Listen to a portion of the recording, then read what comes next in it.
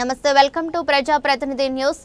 గారడేపల్లి మండల పరిధిలో ఉన్న గారకుంట తండా గ్రామంలో ప్రొఫెసర్ జయశంకర్ బడిపాట కార్యక్రమం మండల పరిషత్ ప్రాథమిక పాఠశాల ప్రధానోపాధ్యాయులు బానోతు నాగేశ్వరరావు విద్యా కమిటీ చైర్మన్ గూగులొత్తు శాంతి ఆధ్వర్యంలో బడిపాట కార్యక్రమం నిర్వహించడం జరిగింది। బడి ఏడు పిల్లల్ని బడిలో చేర్పించాలని మన ఊరు మనబడి అనే సంకల్పంతో గ్రామంలో ఇంటింటికి తిరిగి పాఠశాల బలోపేతం కొరకు గ్రామస్తులు సహకరించాలని కోరారు।